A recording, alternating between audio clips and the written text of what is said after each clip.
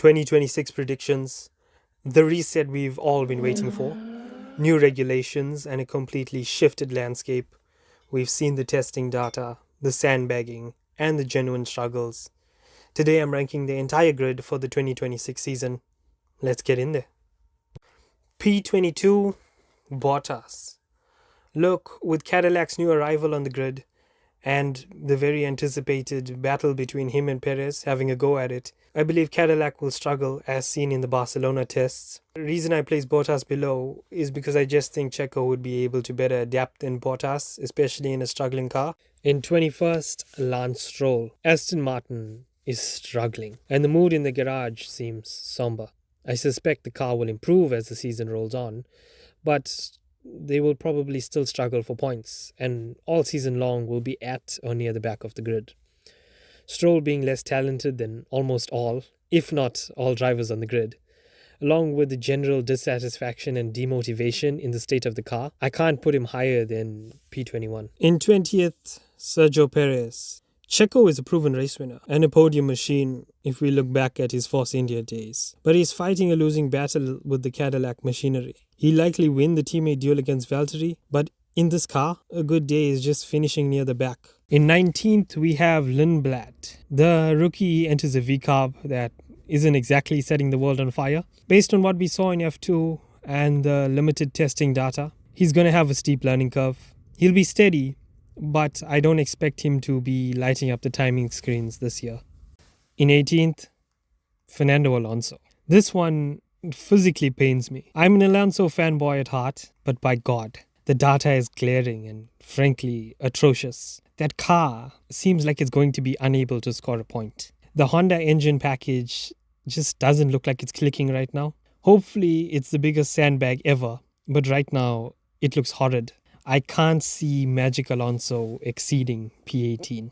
In 17th, we went with Liam Lawson. He proved decent last year next to Hadjar. Not good, not bad. Just hasn't taken that leap forward. It's been a while since he's been in F1 and just hasn't come up to the fore. With V-carb looking sluggish in testing, he's likely in for a frustrating year. Lawson may get the odd point or two here and there, but it just seems unlikely. In 16th, Bortoleto. Still just seems to have a mistake or two in him, especially paired with someone like Hulk. I can't really see him beating Hulk in a season-long battle. He should keep Hulkenberg very honest. Will be interesting to see how Gabby does again this year, so we'll just have to wait and see. In 15th, Hulkenberg, Mr. Podium. He's probably going to face a harsh reality with the whole Audi project. He'll probably end up severely hampered due to the Audi machinery. And let's be honest, nobody's expecting Audi to just jump in and be fighting for championships. Nico is 39 now, but still showing his longevity.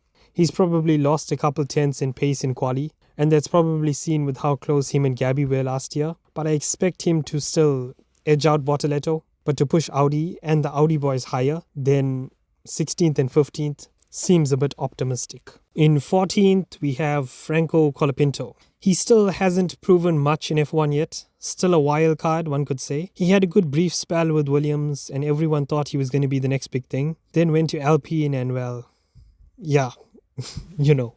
But look, Alpine is looking saucy this year. It seems like they have a package. And on his day, when the conditions suit him, and when the car is working for him, Franco could pick up a cheeky point. It's a bit on the safe side, but I'm going to put him at P14. In 13th, we have Alex Albon. He's a fantastic driver. But the James Vowles master plan is not going to plan as yet. Alex tends to go missing when the car isn't clicking, and a string of bad results really rattles his confidence. Seems it's going to be difficult for Alex to go any higher up than here. He may, but it seems a bit iffy just with how the Williams is looking currently. Hasn't been the strongest test for them. And Alex, I'm not really sure if he can deliver at that highest level just yet. For 12th, Ocon. Look, ST Bestie produces a miracle drive once or twice a year, but for 50% of the season, he's virtually anonymous. Gets good results now and then, but really just seems to struggle with what Albon does. Considering where Behrman is in his career, and especially the way the end of 2025 went, getting consistently beaten by his younger teammate, it just seems like Esteban just might not have it anymore. He's achieved a lot, but is he really F1 standards anymore? A couple sporadic results and not even being remembered in most races just doesn't seem good enough. I haven't seen how Esteban will differ from any of his past years, and due to that, I don't think he cracks the top 10 for this year. In 11th, Carlos Sainz. Oof. It feels criminal putting a multiple Grand Prix winner here. Carlos Sainz is no joke. This guy is serious business. Great to market, great character, intelligent racer. But once again, hampered by the machinery. Look, based on what we see from testing, the Williams is not there. And I don't know if there's a workaround from that. But nonetheless, I think he can still pull out the big results, as Sainz always seems to do. It just doesn't seem like he could place higher, unless the car magically rocks up in Australia and is mixing with the top 4 teams. In 10th, we've placed Ollie Behrman.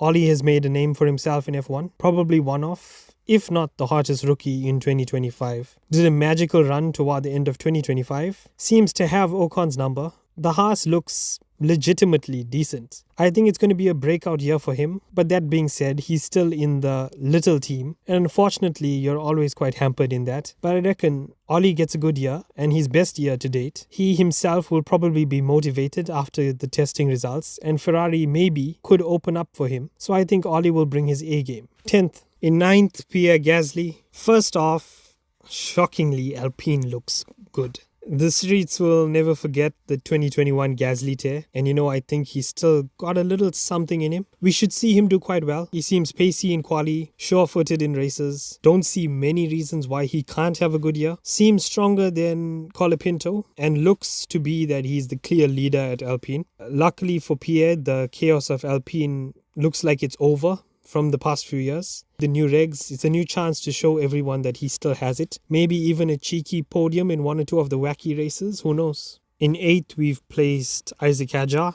I think Hadjar will fare just fine at Red Bull. Controversial maybe because he's next to the teammate killer. But I must say he's probably not going to be as storming as he was in 2025. He just doesn't seem to have the temperament like the guys that are at the top today. If you think back to Australia 2025, in that first race, he was crying, after his crash. He seems to get worked up a lot. Also, the end of 2025 was a bit of a backslide for him. But still, I think he'd fare okay. The bar is quite low at Red Bull. Regarding that second seat, long as he gets points consistently, he should be fine. P8 seems quite fair for him. In 7th, Lando Norris. Reigning world champion. Lando fans, I'm sorry, but it has to be said. McLaren is probably not on it this year. They will develop, may even catch up later on in the year. But right now, I can't see Lando going back to back. He may even win a race at some point this season. Him taking the championship, I'm not entirely convinced of. Also, he's just won the championship last year. He's achieved his dream. On one hand, you may say he's going to drive even better, and that's fair to say. But on the other hand, will he be as flary, as risky as he once was? Judging by the way Lando carries himself, I think he'll probably get a little more conservative and not take as many risks. I'm saying P7 for him, not because Lando is bad, but just because I don't think the McLaren will be P1 off the bounce immediately from round 1. In 6th, we have Oscar Piastri. This guy was like prime Ayrton Senna for the first 9 races last year. He's probably learnt a lot from last year, so him beating Lando and being P6 doesn't seem far-fetched to me. I think Oscar will have a good year, an improved year in terms of his personal performance. But will his car be there for him? I'm inclined to believe not, especially after Stella's recent comments. Stella is a lot of things, but he's not a liar. He said himself that McLaren is a step behind and Ferrari and Mercedes are the teams to beat. In 5th, Kimi Antonelli. Mercedes looks absolutely fire. They seem, all the reports suggest, all the right boxes are being ticked. Touted as favourites by almost everyone. Is it another Mercedes beast we have on our hands. Kimi has all the tools, but he's under an insane amount of pressure to prove that he's the man of the future. Antonelli should go about fine, but if he goes missing in the middle part of the season, like last year, there'll be some questions around him, especially considering somebody's love affair with Max. That being said, I do think Kimi will pull some good results, get a couple podiums, few respectable drives, maybe even a pole if the conditions suit him, but he's probably not ready for a championship yet, even if he has the car. So P5 for Kimi. In fourth, we have Lewis Hamilton. Does he still have it? I mean, 7 championships, 105 wins. The stats don't lie. You have to ask about the age factor and if that's starting to show. For his legacy, Ferrari sounds great and will look great in his future book, I'm sure. But for us fans, after last year's performance, it makes you wonder if Lewis still got the dog in him. Lewis loves to prove doubters wrong, and I think he'll put in a valiant effort, but P4 feels like the realistic ceiling. In third position, Charles Leclerc.